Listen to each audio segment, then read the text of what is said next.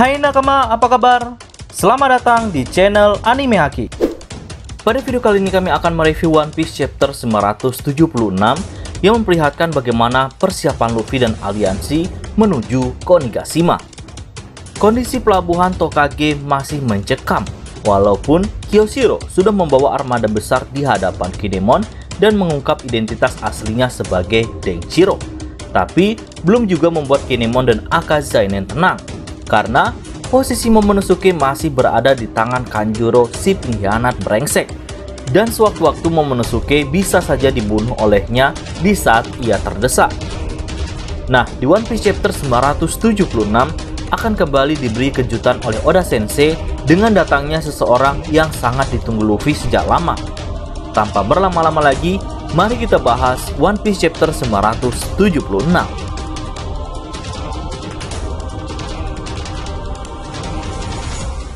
Cover story pada One Piece chapter 976 diliburkan oleh Oda Sensei. Bagi nakama yang juga ikut menyimak cover story tentu juga penasaran apa yang terjadi selanjutnya setelah Gotti menyelamatkan Lola yang ia kira sebagai majikannya, yaitu Chiffon. Aksi penyelamatan ini membuat Lola jatuh cinta kepada Gotti hingga ia menciumnya. Nah, semoga saja Oda Sensei akan kembali memperlihatkan bagaimana kesuruhan Gotti yang akan berusaha menyelamatkan Chiffon dari angkatan laut.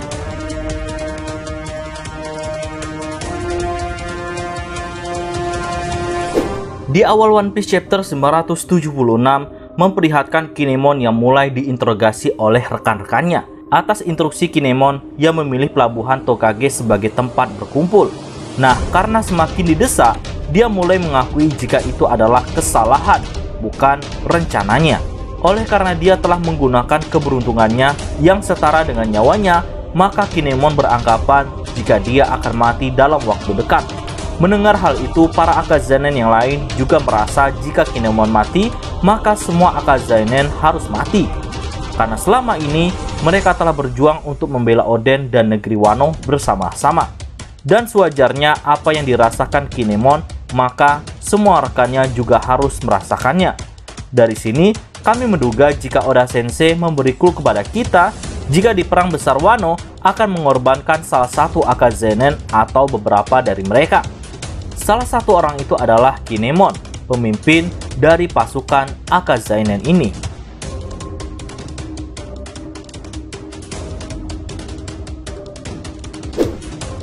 Setelah menginterogasi Kinemon, pimpinan Akazanen ini mulai menginstruksikan untuk menghabisi si pengkhianat brengsek Kanjuro. Di saat itu pula Kanjuro mulai panik dan berniat untuk kabur dengan melukis seekor angsa raksasa untuk membawanya terbang menuju Konigashima. Di saat itu pula Kawamatsu dengan cepat berenang menuju ke pelabuhan. Mengingat dia seorang kappa, tentu ia sangat mudah untuk melintasi lautan. Namun sayangnya Kawamatsu sedikit terlambat. Di saat sampai di pelabuhan, Kanjuro telah selesai melukis angsa. Walaupun saat itu sempat menyerang Kanjuro, tapi serangan itu tak berarti karena mampu ditangkisnya dan ia langsung menaiki angsa raksasa lalu terbang. Melihat adegan ini lagi-lagi membuat Kinemon terkejut dan merasa selama ini ia telah dibohongi. Karena Kanjuro yang ia kenal membuat burung jelek yang sulit untuk terbang. Sedangkan yang ia buat sekarang jauh berbeda. Ya, tentu saja sandiwara selama ini begitu sempurna. Jika kita perhatikan selama penyamarannya, Kanjuro melukis atau membuat hewan ciptaannya menggunakan tangan kiri. Dan wajar saja jika hasilnya jelek, karena dia bukanlah kidal. Dan pada kenyataannya, Kanjuro melukis dengan tangan kanan. Nah, di saat Kanjuro terbang menaiki angsa bersama dengan Momonosuke, Kanjuro mengatakan jika sekarang dia tahu di mana Hiyori berada dan akan segera membunuhnya. Mendengar hal itu, Kawamatsu terlihat khawatir akan keselamatan Hiyori. Momonosuke yang saat itu turut menaiki angsa mulai merasa ketakutan dengan ketinggian. Traumanya ini belum juga hilang selepas ia menjadi naga di Panghanzat.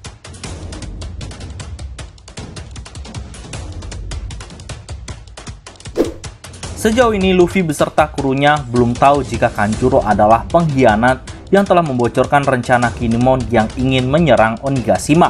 Sampai pada Momonosuke disandra olehnya, baru sadar jika Kanjuro adalah pengkhianatnya selama ini. Tentu hal ini membuat Luffy dan krunya sangat kaget dan geram. Kanjuro yang tak mau kecolongan kembali mengeluarkan kekuatan rahasianya yang selama ini belum diketahui oleh Kinemon atau rekannya yang lain, yaitu awan tinta yang ia keluarkan lewat rambutnya. Awan tinta ini mengeluarkan hujan tinta yang cukup berbahaya. Siapa saja yang terkena hujan tinta ini akan terluka, bahkan fatalnya bisa sampai mati. Karena sifatnya seperti jarum atau paku yang ditembakkan dari langit. Bahkan saking kuatnya juga mampu menghancurkan kapal-kapal dan beberapa kapal aliansi rusak hingga harus menepi.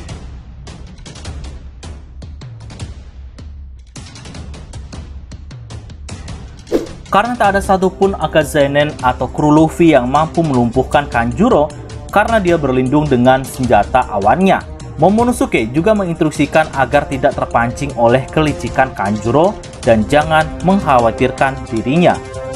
Disinilah Momonosuke mulai terlihat sebagai seorang ksatria. Dia berjanji kepada semuanya jika dia pasti akan lolos dengan kemampuannya sendiri. Dan Momonosuke menginginkan dengan pasukan yang ada saat ini meminta untuk mengalahkan Kaido dan Orochi serta melindungi negeri Wano. Efek ucapan Momonosuke ini membuat haru para pengikut klan Kozuki dan menambah semangat mereka untuk bertempur di Onigashima nantinya. Luffy juga menyadari jika Momonosuke kini sudah tumbuh menjadi pria sejati. Dan lolosnya Kanjuro menuju ke Onigashima tentu akan memberitahu kepada Orochi jika pasukan Kinemon yang jumlahnya 5.400 orang sudah bersiap menyerang Onigashima. Hal itu kami yakin membuat Kaido dan Orochi juga mulai bersiap untuk melakukan perang besar-besaran nantinya.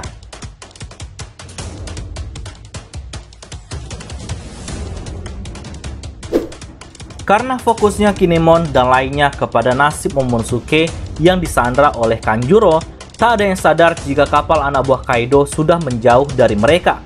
Pada awalnya Franky mengira jika mereka melarikan diri, namun nyatanya mereka membuat strategi yang licik, menyerang dari jarak jauh. Hal ini didukung dengan meriam laras panjang. Teknologi Wano yang saat ini memang luar biasa, karena tanpa harus mendekat mereka mampu menyerang dan menghancurkan beberapa kapal aliansi Luffy. Inilah salah satu kenapa Wano selalu diincar oleh pemerintah dunia.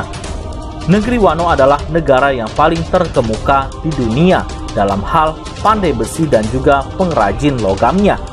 Wano telah menghasilkan pengrajin yang unggul seperti Kotetsu. Contoh pedang terbaik adalah pedang Nidai Kitetsu, Susui, dan masih banyak lainnya. Bahkan Susui dianggap sebagai harta karun negeri Wano. Tak hanya senjata, klan Kozuki terdahulu dikenal sebagai pembuat batu poneglyph yang tak bisa dihancurkan selama berabad-abad lamanya. Hingga saat ini pun, informasi yang ada di dinding batu poneglyph masih utuh. Nah, menurut Hawkins, batu laut berasal dari negeri Wano dan juga merupakan satu-satunya tempat di mana ia dapat diolah menjadi senjata.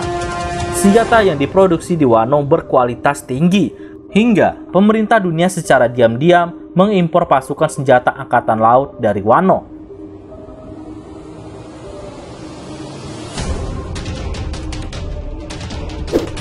Di saat semua aliansi Luffy panik dengan serangan jarak jauh karena jika dibiarkan akan semakin banyak kapal yang hancur olehnya, Luffy berencana mendekati kapal itu menggunakan Sunny agar mampu menghancurkannya. Di saat yang tak diduga, serangan dari bawah laut telah mampu membuat lubang di kapal anak buah Kaido hingga menenggelamkannya. Orang tersebut ternyata Jinbe. Jinbe memperkenalkan dirinya di depan semua orang jika dia adalah kru baru bajak laut topi jerami yang mengambil bagian sebagai jurumudi kapal. Di sini pula nilai bounty-nya diperkenalkan, yaitu 438 juta berry. Nah, kedatangan Jinbe ini membuat Luffy dan kru lainnya sangat gembira, sampai-sampai mata Luffy mengeluarkan cahaya. Hal menarik lainnya yaitu Law dan juga Kid ternyata sangat kaget dengan pernyataan Jinbe ini, jika ia adalah kru baru Luffy. Mengingat dia adalah salah satu mantan Shichibukai dan dari segi kekuatannya juga tidak diragukan lagi. Semoga saja dengan kemunculan Jinbe ini membuat pasukan Luffy semakin kuat untuk menghadapi perang besar Wano yang sebentar lagi akan tiba. Oke, sekian dulu pembahasan kali ini. Jika nakama menyukai video ini, jangan lupa untuk like, comment, and subscribe. Salam nakama!